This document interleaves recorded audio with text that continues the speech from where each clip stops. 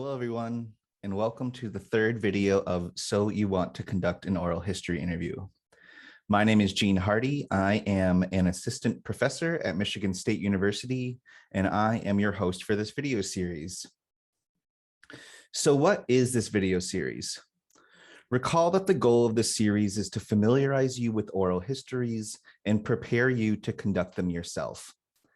As a reminder, there are 4 videos in this series, including video 1, What is Oral History? Video 2, Components of an Oral History Interview. Video 3, this one, Preparing for an Oral History Interview. And video 4, Conducting an Oral History Interview. If you are using the Benzonia Public Library's equipment available for checkout, there is a complimentary video by photographer and videographer Jeff Smith on our YouTube channel that also walks you through how to use that equipment to record oral histories. To quickly recap the last video, video 2 explained what an interview is and how they work as a data collection method. We also learned about the various components of an oral history interview, including the warm-up question, question asking, and follow-up questions. This video builds directly on video 2 and has the following objectives. First, you will learn about selecting a topic for your oral history interview and the participants that make the most sense for that topic. Second, you will learn about the importance of background research. And third, you will learn about the basics of creating an interview guide and other materials that you might need for your oral history interview. We are going to be covering a lot of material in this video, so I encourage you to pause the video right now and go get a writing utensil and something to write on so you can take notes. The very first thing that you need to do when preparing for an oral history interview is figure out what kind of oral histories you want to record. This is what I call topic selection. Questions you can ask yourself include, what kind of topics interest you? What are compelling topics? A lot of people tend to bite off sort of bigger topics than they can chew, more than they can chew when it comes to oral history topics. You know, you're unlikely to get your great uncle's entire life story in any detail during a 60-minute oral history interview. So you should probably pick something a little bit more reasonable. If you're not sure what kind of topic you're interested in, I encourage you to start with broader topics and then narrow them down to more manageable topics.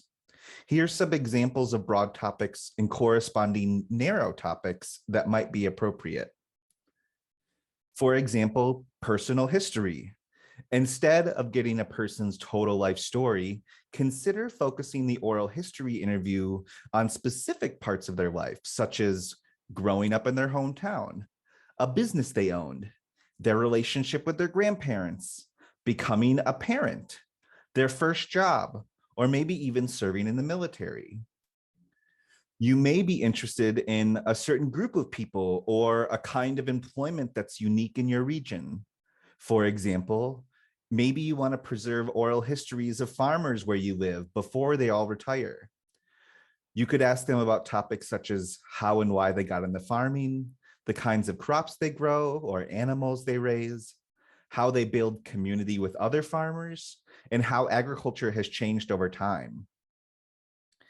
Picking a topic that is appropriately scoped is key to conducting good oral history interviews. It gives you, the interviewer, guidance for question creation and makes the interview itself more coherent. The second thing you need to do once you've selected a topic is ask yourself, where will these oral histories live? Will they go into a personal or family archive? Will they go to a local historical society? Will they go to national repositories such as the Veterans History Project? The destination of your recorded oral history is going to determine the kinds of things you're going to have to do in preparation to conduct it. For example, if you are conducting oral histories for your own personal or family archive, then you don't have to worry as much about who to contact since you'll be interviewing family members and you already hopefully know them. It will likely be easier for you to come up with fruitful interview guide questions because you're familiar with those people.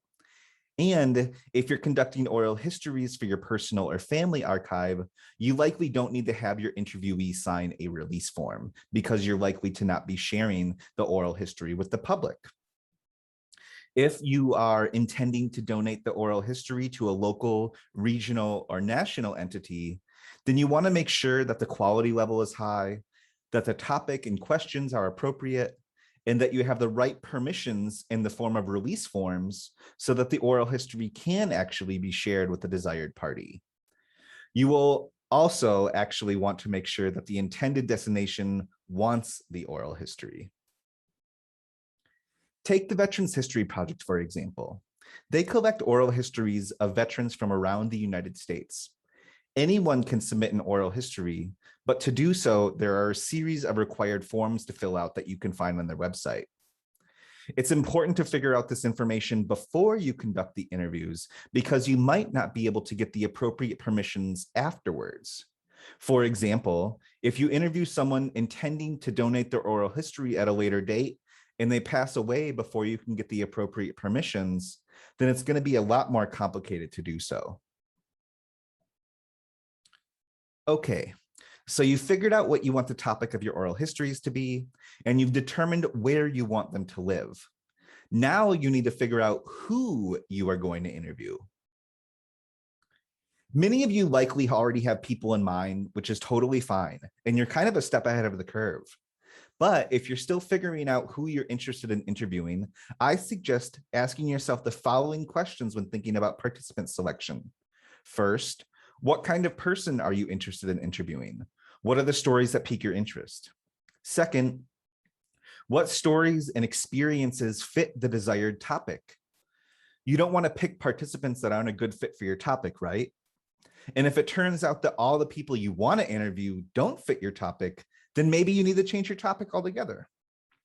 Third, you need to ask yourself whose voices aren't normally heard.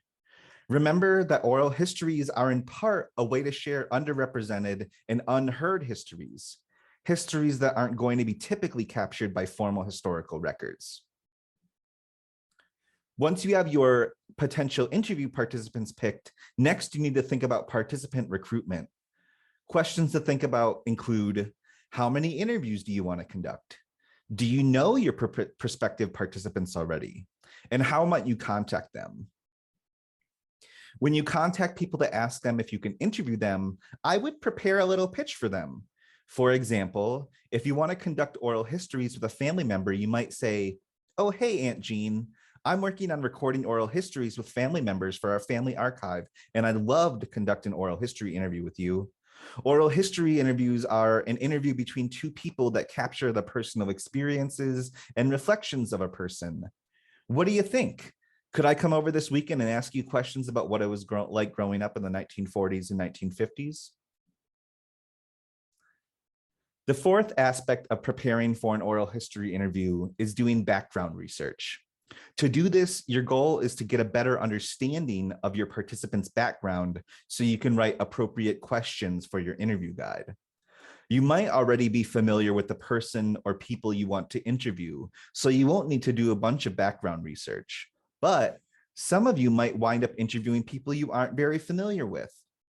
In any case, I encourage people to utilize the resources available to them to do a little bit of background research. If you're watching this and you live in Benzonia area, you might consider using the Benzonia Public Library and their online resources, such as the Benzie Shores District Library databases and the Record Eagle newspaper website, to see if the person you're interviewing has ever been mentioned in the news. Another great resource is going to be other community members. You might want to ask a couple of people that know the person you're interviewing about them, such as, what are their characteristics that make them stand out? How did you meet this person? And stuff like that. You might also want to do a little bit of background research about the person's life experiences.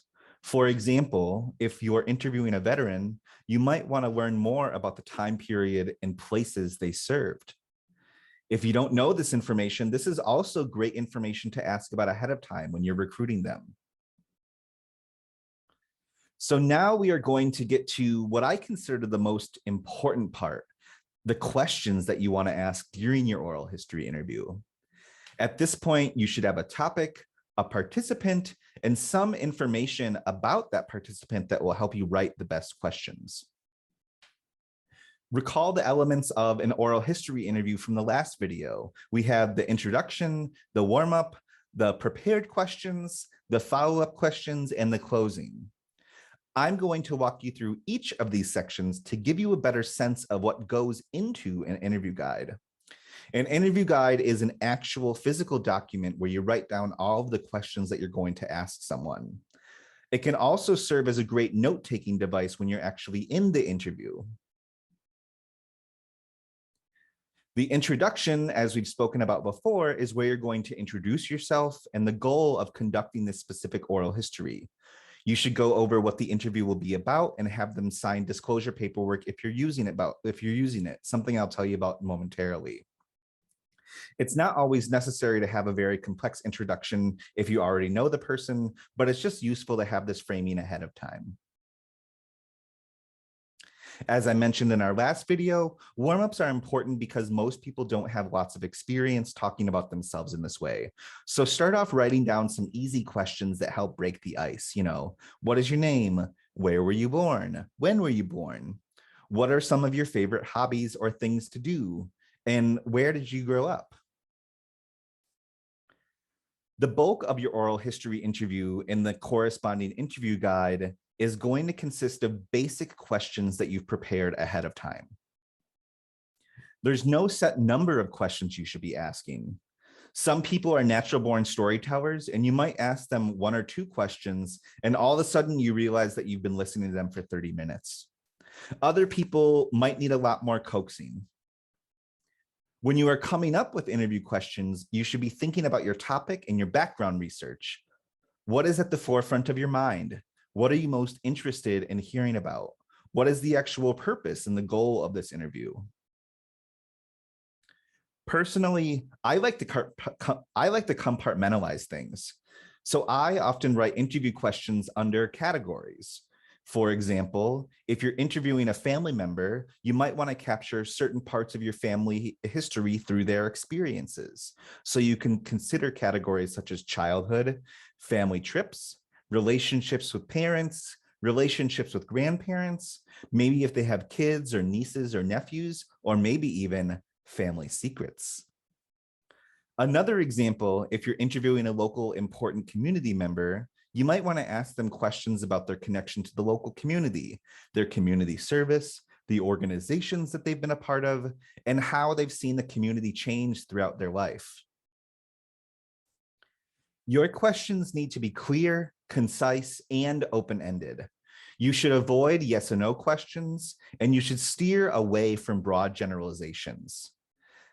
A good rule is that questions that begin with how, what, or why usually result in more complex and interesting responses than questions that begin with do or did.